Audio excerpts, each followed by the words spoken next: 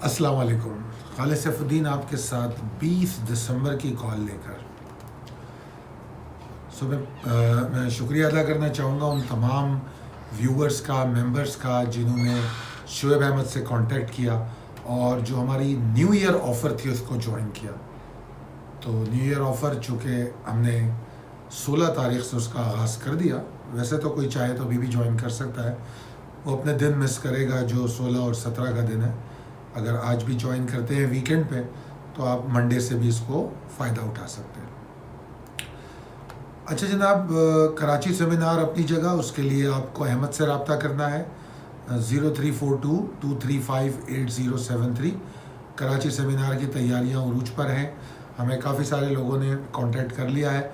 हमने सोचा था कि 15 तारीख को हम इसको क्लोज़ कर देंगे, मगर हमें कोई बेहतर वेन्यू नज़र आया है जिसकी निस्बतन जो कैपेसिटी है वो ज़्यादा लोगों की है, तो इसलिए हम इसको मज़ीद एक्सटेंड भी कर रहे हैं और ताकि आपको उस वेन्यू पे मज़ीद सहूलियात के साथ इंटरटेन कर सकें। अच्छा, glimpse of the last week call,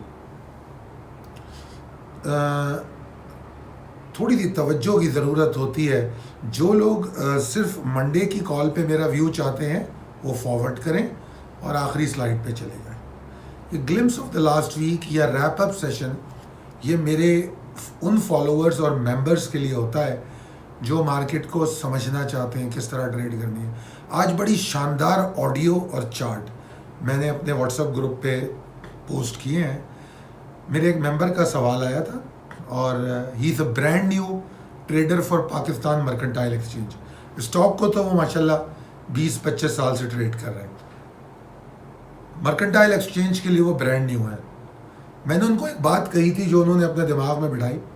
मैंने कहा जनाब, आपका जितना तजुर्बा और जितनी समझ है काम की, मर्केंटाइल में आप धूम मचा देंगे, अंडरस्टैंडिंग आपकी बेहतर होगी और जब मर्केंटाइल में ट्रेड करेंगे तो उसकी बेहतरी आपको स्टॉक एक्सचेंज में नजर आएगी। उसका अमली मुजाहरा उन्होंने अपने सवाल से किया। उन्होंने मुझे एक चार्ट भेजा, अपनी ट्रेड भेजी और एक सवाल किया। ये 17 दिसंबर को जो हमारी क्रूड ऑयल की मूवमेंट है उस पर ये सवाल था। तो मैंने उनका सवाल, अपना जवाब और चार्ट पे जो उन्होंने देखा और जो किया और जो उन्होंने सवाल किया था कि क्या उन्हें करना चाहिए था और क्या नहीं, वो तमाम चीज़ें मैंने उसमें समझाई। तो जो लोग हमारे व्हाट्सएप ग्रुप पे हैं, बल्कि मैं वो टेलीग्राम पे भी शेयर कर देता हूँ होपफुली, ताकि जो लोग हमारे व्हाट्सएप ग्रुप के मेंबर नहीं हैं वो टेलीग्राम ग्रुप पे भी उसको देख सकेंगे। एनीवेज, आगे चलते हैं। Glimpse of the last week, ये इन साहब का जिक्र करने का मकसद सिर्फ ये था कि ये जो रैप अप, ये ग्लिम्स, ये जो सेक्शन होता है मेरी वीडियो का, तो ये ख़ास तौर पे इसीलिए होता है कि हम अपनी स्किल्स को इनहेंस कर सकें, नंबर 1। नंबर 2 बात ये होती है कि एक बीड़ा उठाया था हमने मार्च 2020 में, जब कोविड पाकिस्तान में सराहियत कर रहा था, कि हम पाकिस्तान में उन लोगों को जो कोविड से जिनकी आमदनी मुतासर होगी उसके लिए trading on level safely invest भरपूर ताउन करेगी। और हमने किया। हमने सब में पहले अपना यूट्यूब चैनल लॉन्च किया ताकि घर बैठ के हम तमाम असिस्टेंस दे सकें। फिर हमने अपनी डेली कॉल पिछले 1.25 साल से मुकम्मल फ्री यूट्यूब पे दी है। हम कोई यूट्यूबर नहीं है, हम कोई यूट्यूब से रेवेन्यू नहीं जनरेट करते। अगर रेवेन्यू जनरेट कर रहे होते तो ये डेली कॉल हम दिसंबर में बंद नहीं करते। हम दिसंबर 31 को अपनी डेली कॉल यूट्यूब से बंद कर देंगे, क्योंकि इसमें हमारे बहुत वक्त लगता है, क्योंकि हमारी एक टीम उस वीडियो को बनाती है फिर अपलोड करती है। तो हम ये अफोर्ड नहीं कर सकते कि हम जो है इतना टाइम इस पर लगाएं। तो हम अपनी 31 दिसंबर तक हमारी कॉल्स आपको डेली कॉल्स यूट्यूब पे मिलेंगी। उसके बाद हम शिफ्ट हो जाएंगे सिर्फ और सिर्फ एक्सक्लूसिवली अपने मेंबर्स और क्लाइंट्स के लिए। ठीक है। हाँ, चैनल अपनी जगह बरकरार रहेगा, एजुकेशनल वीडियोस उस पर चलती रहेंगी और हो सकेगा, क्योंकि मेरी मार्केटिंग टीम की ख्वाहिश ये है कि एटलीस्ट हमको चूँकि वीकेंड पे टाइम मिलता है तो एटलीस्ट हम मंडे की कॉल ज़रूर यूट्यूब पे अपलोड करें, तो इंशाल्लाह उसकी भी कोशिश करेंगे। मगर बहरहाल डेली यूट्यूब पे हम नहीं होंगे। अच्छा जनाब, तो glimpse of the last week जो है उसमें क्या बातें की गई? एक तो ट्रेंड पर बात की गई कि ट्रेंड ख़तई तौर पे बुल्स को बहुत सपोर्ट नहीं कर रहा, मगर एक उम्मीद की किरण हमें मार्केट में नज़र आ रही है। एक बात। दूसरी बात, 43,045 का लेवल एक बताया गया, टारगेट बताया गया 43,897 का, और उसमें ये बताया गया कि अगर 43,446 के बाद ये फ्रेश वॉल्यूम जनरेट करे तो 800-900 के लेवल की तरफ ये जा सकेगा, वरना नहीं। और 43-45 तक तो इसको जाना है। और यहाँ तक ऑडियो के ज़रिए आपको समझाया गया कि जब मार्केट वहाँ तक जाएगी तो मार्केट का वॉलेटिलिटी बैंड बड़ा हो चुका है। जिस तरह हम 2,200 पॉइंट की गिरावट देख चुके थे, तो हम 42,752 के नीचे अपना स्टॉप लॉस लगाएंगे। ये तमाम बातें पिछले हफ्ते में होती रही। अब ज़रा आपके सामने एक चार्ट है जो थोड़ा सा आपको देखना चाहिए। मेरे ख्याल में वो चार्ट मैंने अनफॉर्चुनेटली आज नहीं दिया, कल तक तो वो कॉल में मौजूद था। चलिए कोई बात नहीं। उस चार्ट में डेली कॉल की सिचुएशन दिखाई जाती है। मार्केट जो है तकरीबन 505 पॉइंट के इजाफे के साथ बंद हुई, मगर देखना यह है कि पहले क्या हुआ। पहले एग्जैक्टली मार्केट नीचे गई, ठीक है, और मार्केट नीचे गई और नीचे जाने के बाद मार्केट जो है फिर वहाँ से 752 के लेवल को लो बना के, और वो भी शार्प लो है, ठीक है। और ये एक अलहदा बात है कि वो 2 दफ़ा टेस्ट हुआ है वो एरिया, और उसके बाद फिर मार्केट ऊपर गई। और इस दौरान वीक में आपको एक नया लेवल दिया गया 43,121 का, कि इसके ऊपर सर्वाइव करती है मार्केट तो फिर मार्केट बेहतर हो जाएगी, वरना असल लेवल जो मंडे की कॉल में था 43,446 वो बरकरार रहा। मेरी एक मेंबर से बात हो रही थी तो वो मेरे लेवल्स के तस्करे कर रहे थे पिछले हफ्ते के और उससे पिछले हफ्ते के, तो मुझे बड़ा अच्छा लगा। जो लोग इन लेवल्स को यहाँ रखते हैं वो आने वाली सेशंस में और जो मार्केट में कोई अनइवन सिचुएशन आती है तो उनको ये याद रहता है। अब जैसे एक मिसाल है, जो डेली कॉल होती है आम तौर पे वो नॉर्मल मूव्स और नॉर्मल पोटेंशियल पे पॉइंट करती है 300 पॉइंट 400 पॉइंट। ऐसा तो कभी भी मैंने नहीं कहा कि मार्केट 2,500 पॉइंट गिरेगी, मार्केट 2,000 पॉइंट बढ़ेगी। मुझे नहीं याद पड़ता मैंने कभी भी किसी कॉल में भी ये कहा कि आज मार्केट जो है 1,500 पॉइंट बढ़ जाएगी, ऐसा भी नहीं कहा। प्रिसाइस लेवल की टेबल देखेंगे तो तकरीबन 1,000-1,200 पॉइंट ऊपर और 1,000-1,200 पॉइंट नीचे के लेवल दिए जाते हैं। ये उमूमी तौर पे एक उम्मीद होती है, और कमेंट्री के अंदर ये बता दिया जाता है कि मार्केट का मैक्सिमम टारगेट या मैक्सिमम गिरावट कहाँ तक हो सकती है। तो हम बिल्कुल ग्राउंड रियलिटी पर बात करते हैं, मगर क्या होता है कि जब मार्केट के वेव्स बड़ी हो जाती है तो फिर वॉलेटिलिटी बैंड बढ़ जाता है। अगर ऐसे में ये लेवल आपके जहन में हो, ये बड़े फ़ायदेमंद होते हैं। अच्छा जनाब, मार्केट जो है बावजूद गिरावट के और ज़बरदस्त तेज़ी के एक बैंड में मूव करती हुई नज़र आई, ठीक है। अपनी बेसिकली उसने उस वॉलेटिलिटी को कम किया है, और जिस वक्त मार्केट बड़ी थी और जिस वक्त मार्केट गिरी होती थी न, मार्केट के गिरने बाद जिस दिन 2,000-2,500 पॉइंट गिरी थी मार्केट, उसकी अगले दिन की कॉल रिकॉर्ड में मौजूद है, देख ले। मैंने कोई नहीं कहा कि मार्केट 1,000 पॉइंट और नीचे जा रही है, बिल्कुल नहीं कहा। मैंने कोई नहीं कहा कि 2,000 पॉइंट नीचे और चली आएगी। रियलिटी क्या है? एडजस्टमेंट। मार्केट ने एडजस्टमेंट की, इसी तरह अभी भी एडजस्टमेंट की, इसलिए आप 500 पॉइंट की तेज़ी के साथ आपका हफ्ता बंद हुआ है। हमारे पास ट्रेंड और ट्रिगर पे बिलीव रहेगा तो ये तमाम बातें समझ में आएंगी। फॉरेन फंड्स ने सेलिंग ज़रूर की है और कमोबेश उनकी सेलिंग पिछले हफ्ते जैसी है। लोकल फंड्स की सेलिंग बहुत ज़्यादा है, जबकि लोकल इन्वेस्टर की बाइंग है मगर पिछले हफ्ते से किसी हद तक कम है। तो जनाब ये तो थी वीक की सूरत हाल। तो जो मंडे की कॉल को तवज्जो से पढ़ता है वो इन तमाम बातों को समझ सकता है। अब चलते हैं हम जुमे के सेशन पे। जुमे के सेशन का पूरा चार्ट मैंने दिखाया है, और आप ज़रा नोटिस करें कि जुमे के सेशन में क्या कहा जाता है कि मार्केट की जो निचला लेवल है, जहाँ तक हमें कोई टेंशन नहीं है, वो 43,610 का है। और प्री ओपनिंग वॉलेटिलिटी को हम इग्नोर करते हैं। अब अगर आप इस चार्ट में देखेंगे तो ऐसे ऐसे करके वेव्स बनी है, which is a pre open session of Friday opening. उसके बाद क्या हुआ, 43,610 पे जो उमूमी तौर पे उस प्री ओपन में भी मार्केट सपोर्ट ले रही है, इसी लेवल से ले रही है, और वहाँ से सीधा जा रही है 800 के लेवल पे। 897 और 905 ये आपका लेवल, टारगेट, ट्रिगर सब कुछ ये था जुमे के दिन का। फिर मार्केट वहीं क्लोज हो जाती है नमाज से पहले। नमाज के बाद चूंकि मार्केट उसके ऊपर क्लोज होती है तो थोड़ी सी और एक छोटा सा हाई बनाती है जो 44,000 44,000 को टेस्ट करती है, फिर नीचे आती है। अब जो नीचे आती है उसमें जो आपकी मिड डे कॉल थी उसमें वाज़ेह तौर पे बता दिया गया था कि मार्केट कहाँ तक नीचे आ सकती है, ये मिड डे कॉल में वाज़ेह किया गया था।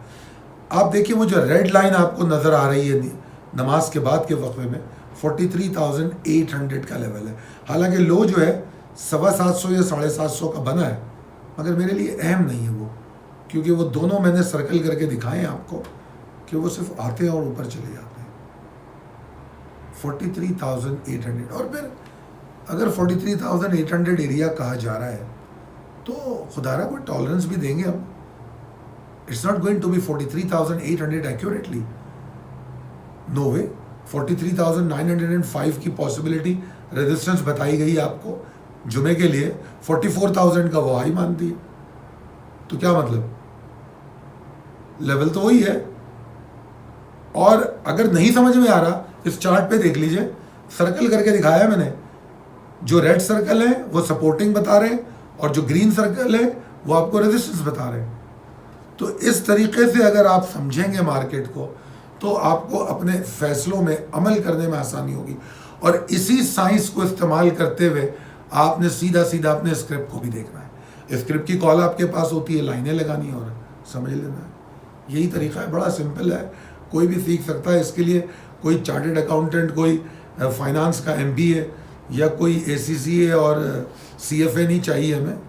तो ज़रा इन बातों को समझिएगा कि हम अगर सिर्फ अपने जहन को खुला रखना और हज़म करने की सलाहियत रखते हो, जो बात समझाई जा रही है उसको हज़म कर सकते हो।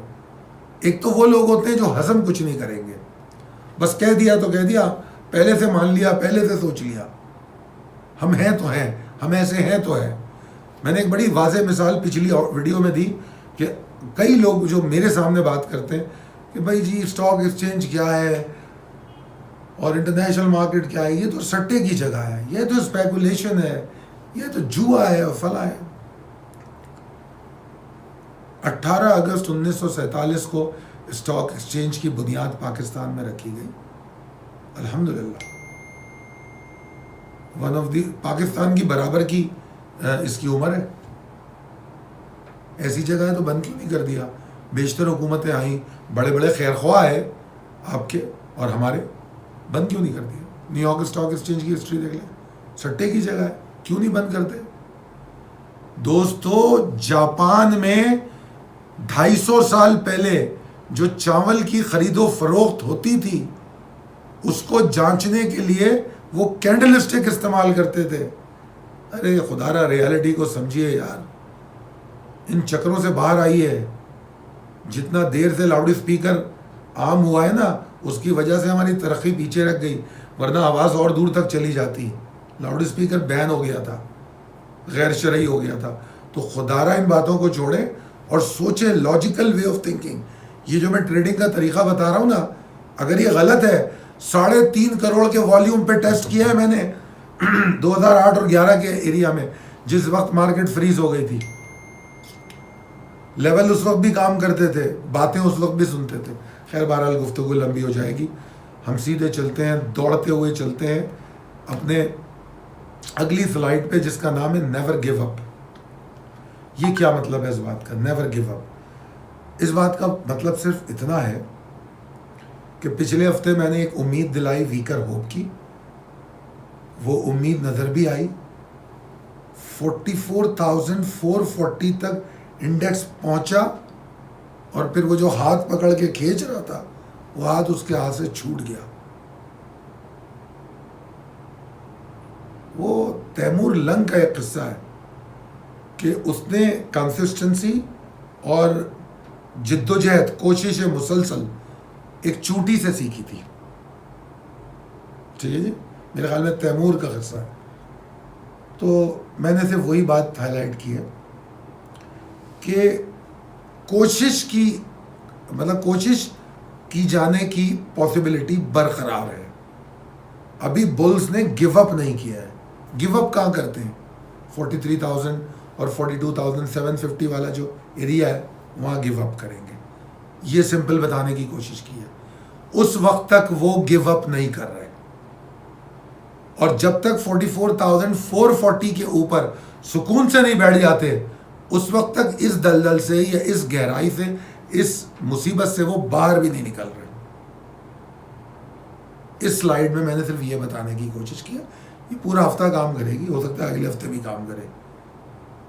और ये रिकॉर्ड का हिस्सा है, ये वीडियोस, ये इमेजेस, ये रिकॉर्ड का हिस्सा है। इंशाल्लाह ताला आप अगर 3 महीने बाद भी देखेंगे तो आपको याद आएगा।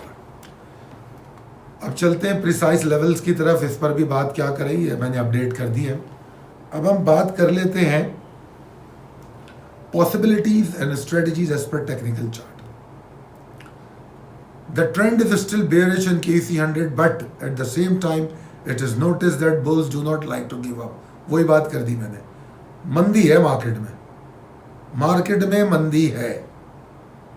बुल्स अभी जान नहीं छोड़े मतलब हिम्मत नहीं हार रहे। हिम्मत कब हारेंगे? 43,000 के नीचे जब क्लोजिंग देना शुरू करेंगे। ठीक है जी, वॉलेटिलिटी बैंड को लेते हुए हम 42,750 और 43,000 के पूरे एरिया को सपोर्ट मानेंगे। बात समझ में आई आपको? अच्छा जी, तो बाउंसी मूव एक दफ़ा हम देख चुके हैं 43 से, दोबारा भी उस तरफ जा सकता है। जब दोबारा जाएगा तो बाउंस की जो पॉसिबिलिटी है कम हो जाएगी और टूटने की पॉसिबिलिटी बढ़ जाएगी। ये मैं अपनी एजुकेशनल वीडियोस जो है उसमें ये बात बड़ी अच्छी तरह टेक्निकल टर्म समझा चुका हूँ, तो इस पर बात करने की मेरा नहीं ख्याल ज़रूरत है। अच्छा, फिल वक्त हमें कंसिस्टेंसी चाहिए बुल की, सब में पहली ज़रूरत। और कंसिस्टेंसी अगर होती है और 43,986 इसके ऊपर मार्केट मंडे को ट्रेड करती है तो अच्छा है। शॉर्ट टर्म ट्रेडर्स के लिए अच्छा है, छोटी मोटी राइड मिलेगी। राइड का जो पहला हिस्सा है वो 44,084 तक जा रहा है, और फिर मोमेंटम और थोड़ी पावर जो गेन करेगा इंडेक्स वो 44,084 के ऊपर गेन करेगा। ये तो है पॉसिबिलिटी ऑप्टिमिस्टिक। अगर हम हैं मार्केट से तो 43,986 याद रख लीजिए, क्योंकि मंडे को जब मार्केट चलेगी तो 43,986 पे आपको मेरी लाइनें नजर आनी शुरू हो जाएंगी, मेरी मिड डे कॉल में भी और मेरी अगली कॉल में भी। ठीक है, क्या हो अगर मार्केट 43,784 के नीचे ट्रेड करे? क्या हो? डिप्रेशन होगा, वॉल्यूम टूटेंगे। सब में पहले तो वॉल्यूम कम हो जाएंगे, डिप्रेस हो जाएंगे सेंटिमेंट। उसके बाद क्या होगा? उसके बाद ये होगा कि हम थोड़ा सा बैकफुट पे खड़े हो जाएंगे। 784 टूटने से हम कोई पैनिक एग्जिट नहीं लेंगे, कोई परेशान नहीं होंगे, हम नई एंट्री नहीं लेंगे, हम बैकफुट पे आएंगे और हम एग्जॉशन ऑफ बियर्स हमें जहाँ मिलेगी हम वहाँ पे अपनी शॉर्ट टर्म एंट्री लेंगे। या एक्यूमुलेशन करनी है तो प्रेशर को देखते हुए इतनी सी एक्यूमुलेशन करेंगे, वो भी एग्जॉशन इन बियर्स होगी तो। और ये मिड डे कॉल में आप लोगों को बताया जाता है फला स्टॉक पे बाइंग आ रही है, इसको बाय किया जा सकता है, अक्सर हम ये बात करते हैं। और तो अगर मार्केट ने 43,564 को तोड़ दिया तो फिर क्या होगा? फिर तो जनाब मंदी का रुझान मार्केट में पैदा होना शुरू हो जाएगा और 43,000 तक जाने के लिए मार्केट के पास रास्ता खुल जाएगा।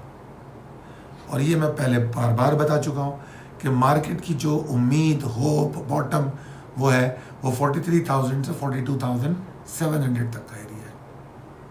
तो इस एरिया से सपोर्ट मिली तो मिली, मगर चूंकि ये तीसरी दफ़ा उस एरिया की तरफ जा रही है, तो इसलिए उम्मीदें कम रखिएगा, ज़्यादा मत रखिएगा। ये थर्ड टाइम जा रही है इस लेवल की तरफ।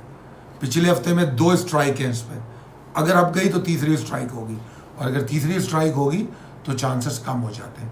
इसलिए मैंने आपको 43,564 के नीचे मंदी करने को कहा है, उसके बाद कोई एंट्री नहीं है, तमाशा देखेंगे। 43,784 से लेके 564 तक उम्मीद करेंगे कि शायद बियर्स एग्जॉस्ट हो जाए और छोटी मोटी करेक्शन लेके मार्केट ऊपर आ जाए। नहीं आती 564 के बाद बाहर। दूसरा ऑप्शन 43,986 के ऊपर ट्रेड करती है, तो पहले मरहले में 44,084 इसका टारगेट, 44,084 के ऊपर बुल्स वॉल्यूम्स और मोमेंटम गेन करेंगे, फिर स्लोली एंड ग्रेजुअली ऊपर जाना शुरू करेंगे। और उसका जो मेजर हदफ है वो वही लेवल होगा, अगर आप देख रहे हो 44,443.94, ये वो एरिया है जहां पर वो हाथ पकड़ के उस तस्वीर में घसीट के लाने की इंडेक्स को कोशिश कर रहा है। तस्वीर से, मिसालों से, लेवल से, मुख्तलिफ तरीक़ों से समझाने की कोशिश की है। उम्मीद है कि समझ में आया होगा। अगर समझ में आया हो तो वीडियो को लाइक कीजिए, नहीं समझ में आया तो डिसलाइक कर दीजिए, ठीक है। इंशाअल्लाह ताला आपसे ज़रूर बात होती रहेगी। बहुत शुक्रिया, अपना बहुत ख्याल रखिए। अल्लाह हाफ़िज़।